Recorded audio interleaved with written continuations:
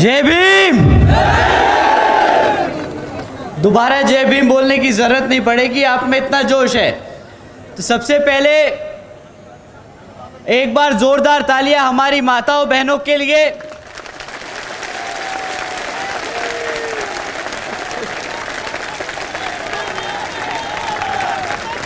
हमारी माताएं बहनें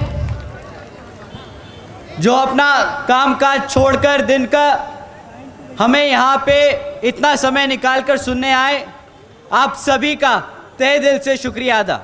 बहुजन समाज पार्टी के नेशनल कोऑर्डिनेटर श्री आकाश आनंद जी आदरणीय बहन कुमारी मायावती जी की राह पर चल निकले। एक बार जोरदार तालियां हमारे सभी बड़े बुजुर्गों के लिए। श्री आकाश आनंद जी को सुनने वालों की भारी भीड़ उन्हें देखने और सुनने के लिए मैदान में आ रही है और आकाश आनंद कार्यकर्ताओं की जरूरत के मुताबिक अपने विचार रख रहे हैं। काफी समय से हमारे युवा साथी इधर उधर भटक रहे थे, परंतु जब से बहन जी ने 50% युवा साथियों का हक बनाया है पार्टी की हर स्तर की कमेटी में, तब से सारा युवा साथी बसपा में वापस आ गया। बहुजन समाज पार्टी की सुप्रीमो आदरणीय बहन कुमारी मायावती जी ने युवाओं को बहुजन समाज पार्टी में बड़े स्तर पर भागीदारी देने का काम किया है। आदरणीय बहन कुमारी मायावती जी युवाओं के हाथ में बहुजन समाज पार्टी की कमान देना चाहती है, क्योंकि युवाओं में बहुत ऊर्जा होती है और युवा मेहनत से बहुजन समाज पार्टी के लिए कार्य करेगा। देश के सबसे बड़े प्रदेश उत्तर प्रदेश की 4 बार मुख्यमंत्री, लोकसभा व राज्यसभा की कई बार सदस्य रही आदरणीय बहन कुमारी मायावती जी, जिन्होंने अपने सभी SC, ST, OBC एवं अल्पसंख्यक समाज के साथ साथ सर्व समाज में से गरीबों और कमजोरों के लिए अपना पूरा जीवन समर्पित किया। साथियों, मुझे गर्व है कि मुझे ऐसे महान नेता के नेतृत्व में काम करने का मौका मिल रहा है। 2007 की सरकार में बहुजन समाज पार्टी की सुप्रीमो आदरणीय बहन कुमारी मायावती जी ने एक नारा दिया था, जिसकी जितनी हिस्सेदारी उसकी उतनी भागीदारी। 2007 में पूर्ण बहुमत से सरकार बनी और पूर्ण बहुमत से सरकार बनने के बाद आदरणीय बहन कुमारी मायावती जी ने भाईचारे के तहत सभी समाज के लोगों को अपनी सरकार में मंत्री बनाने का काम किया था।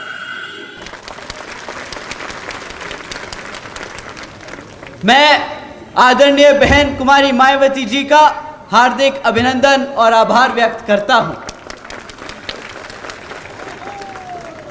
साथ ही साथ आज यहां मंच पर मौजूद हमारे सभी बड़े छोटे पदाधिकारी और सभी कार्यकर्तागण का भी मैं तहे दिल से धन्यवाद करता हूं कि आप सब ने इतनी मेहनत से इस प्रोग्राम को सफल बनाने में अपना पूरा मन तन और धन लगा दिया। तो आप सभी का भी बहुत बहुत धन्यवाद। साथियों, मैं अपनी बात शुरू करने से पहले बाबा साहब डॉक्टर भीमराव अंबेडकर जी की एक बात बताना चाहूंगा।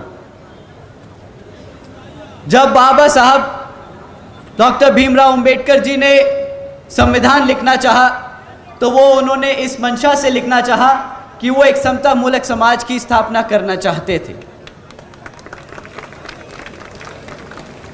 उन्होंने लोकतंत्र की कुछ इस तरह व्याख्या की थी।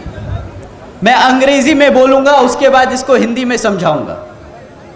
A form and a method of government whereby revolutionary changes in economic and social life of people are brought about without bloodshed.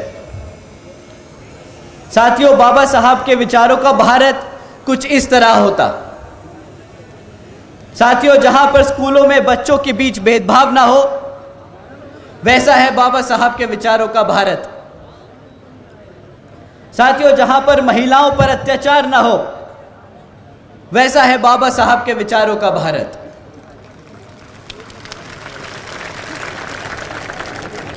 साथियों, जहां हर जाति और हर धर्म को बराबर का सम्मान मिले, ऐसा है बाबा साहब के विचारों का भारत। परंतु दुख तो इस बात का है साथियों कि हमारे एमपी में बीजेपी की सरकार संविधान के हिसाब से नहीं, कुछ लोग, मनुवादी लोग जो इस तरह की सोच रखते हैं, उनके हिसाब से चल रही है। साथियों, आप सब श्रीमती भारती कसडेकर जी के बारे में जानते हैं कि किस तरह उनके परिवार के साथ, उनके परिवार के 5 सदस्यों के साथ यहाँ पे बेदर्दी से उनके 5 सदस्यों की हत्या कर दी गई थी। साथियों, हैरानी की बात यह नहीं कि उनके परिवार के 5 सदस्यों की हत्या कर दी गई।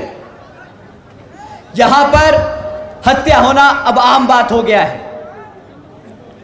परंतु हैरानी की बात यह है कि जब भारती जी 200 किलोमीटर पैदल चलकर अपने ही जाति के गवर्नर जी से मिलने आई, मदद मांगने आई, तो गवर्नर साहब ने उनसे मिलने से ही इनकार कर दिया। साथियों, इस मनुवादी सोच रखने वाली सरकार में लोग ऐसे हैं कि चाहे उनकी जात और धर्म आपसे मिलती हो, परंतु उनकी सोच आज भी उन मनुवादी लोगों की तरह है। आदरणीय बहन कुमारी मायावती जी के शासनकाल को जनता आज भी याद करती है।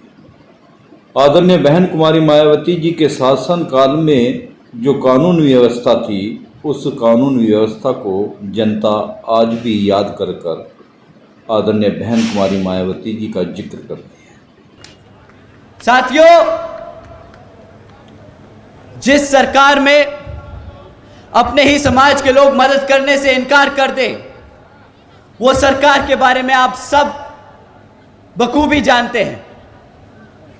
साथियों, आप लोगों ने रामजी लाल अहिरवार के बारे में भी सुना होगा कि किस तरह 2 लोगों ने, 2 मनुवादी सोच रखने वालों ने उनकी मार मार के, पीट पीट कर हत्या कर दी। और किस बात पर उनकी हत्या कर दी? इस बात पर कि उन्होंने उन्हें माचिस देने से इनकार कर दिया। साथियों, यह शासन है इस बीजेपी की सरकार का, जहां पर हमारे समाज बिल्कुल भी सुरक्षित नहीं। अभी 8-10 दिन पहले की बात है, आप सबने सुना होगा कि किस तरह एक 15 साल की बच्ची का बलात्कार कर उसे उज्जैन की सड़कों पर फेंक दिया मरने के लिए। जब से बहुजन समाज पार्टी की सुप्रीमो आदरणीय बहन कुमारी मायावती जी सत्ता से दूर हुई है, तब से इस देश में दलित, शोषित, पिछड़ा वर्ग के लोगों पर अन्याय, अत्याचार बढ़ चुके हैं। इसका जवाब अब आपको देना होगा। इस बारी जब ये आपके बीच में आए तो पूछना नहीं कि आपने क्या काम किया, पलट के बताना कि भाई साहब आप आए तो जरूर हैं, पर अब आपके जाने का समय आ गया है।